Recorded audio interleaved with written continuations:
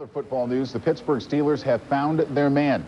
Bill Cowher is leaving his job as defensive coordinator with the Kansas City Chiefs to become the Steelers head coach, thus replacing the legendary Chuck Noll. Cowher will be announced officially tomorrow, but they put it off today because of the holiday observance. Not familiar with this guy? Well, if you're employed anywhere in the NFL, you would have been familiar with him. He's a former player with the Browns and with the Philadelphia Eagles, a linebacker. A knee ended his playing days, but Marty Schottenheimer signed him on right away. At age 34, Cowher becomes the second youngest head coach in the entire NFL, just a shade older than Dave Shula at Cincinnati.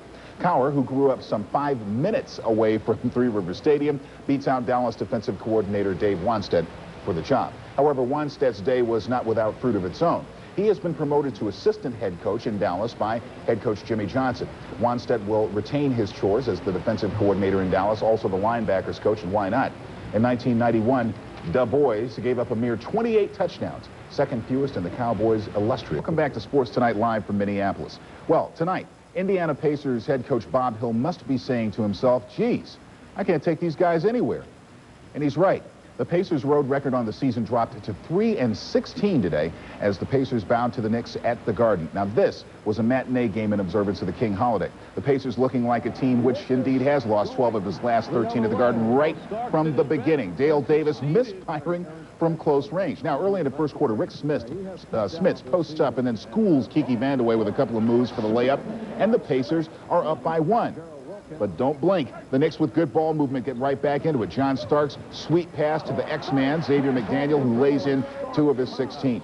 Third quarter, Knicks up by 1. X misfires on the J, but Patrick Ewing is right there to throw down the rebound. Ewing with 25 points, and Paul Schaefer says he's the most dangerous center of all. Gerald Wilkins with the pinch, stays in bounds, tight ropes, takes it all by himself. He had 13.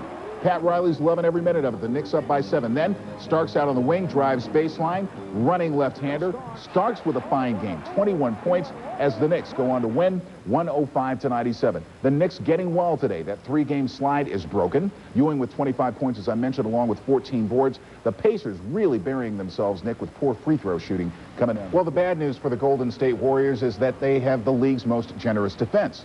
The good news is they have its most prolific offense, scoring about 118 a game. The better news is they are cruising along. Strong contenders for the Pacific Division lead as they head into All-Star break. And the best news of the day might have been poor Charlotte showing up for a basketball game a little bit earlier. Here's a look at the action for you. The clock goes crazy, but boy, I'll tell you what, so did on the Warriors break. Chris Mullin, nice pass to Tyrone Hill. Hill thumps it down as the Warriors by 6. Still in the first. Tim Hardaway throws it right to Larry Johnson, wrong team. Goes the other way, slams it hard. He had 26 in the game. Sharunas Marciulionis saves it here in the second quarter, get it ahead to Mullin, who goes behind the head to Victor Alexander for the deuce. Warriors by a dirty dozen at the half.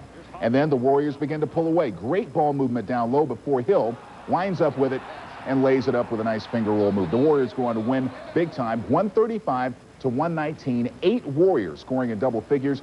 25 Charlotte turnovers turned into 34 Golden State points. On to Miami, the Heat hosting the Minnesota Timberwolves tonight. The Wolves lose again. The worst record in the league got even worse tonight. They are now 7-31. The T-Wolves are 0-23 when giving up 100 or more. You know, Nick, we are in Minnesota. It's cold outside. It doesn't seem right to be talking about baseball, but when we come back, that is exactly what we're going to do. Little hot stove league talk for some baseball news. There are now 9 Cincinnati Reds remaining in arbitration because Dibble has already dabbled into the kitty.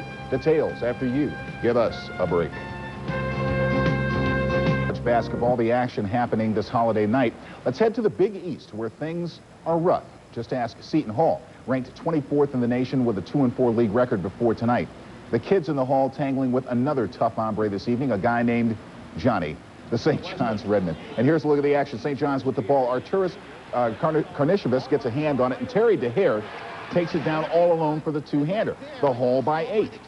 Then a 2-on-1 situation. Brian Caver breaks, lobs, DeHare, alley-oop off the glass. The Hall by 11. DeHare with a season-high 31. Second half, Caver drives, is stripped by Malik Sealy, and Sealy takes the trip all by himself. 19 points for him. The Redmen on a 14-2 run, but they could only get within 7. Jerry Walker here underneath to Gordon Winchester. Great bounce pass to Luther Wright, who throws it down, and Seton Hall goes on to win it by a final count of 75-60. Daher with 23 of his 31 coming before the halftime break. And we're going to be updating you on the other college basketball in just a few moments. But there is this. There are reports out of Seattle indicating All-America defensive tackle Steve Emtman is on his way to the NFL, leaving the University of Washington after his junior campaign. The Post-Intelligentsia newspaper says it has sources who say so tonight. The 6'4", 290-pounder could well be the top player taken in April, should all these reports. We got one of those coming up. We're going to talk about George Raveling remembering a great moment in his life, Dan Jansen, a moment that he's trying desperately to forget. We'll get to that when we continue our show live from Minneapolis. First, the other college basketball, served on a hard roll. Pitcher Rob Dibble didn't break the bank as his teammate Barry Larkin did yesterday, but then again, he didn't do too badly. How would you feel about a $900,000 pay raise over what you made last year? Well, Dibble and the Reds split the difference in their arbitration numbers, with Dibble settling on a one-year deal paying $1.4 million for 1992. Now, he wanted 1.8. The Reds were only offering $1 million.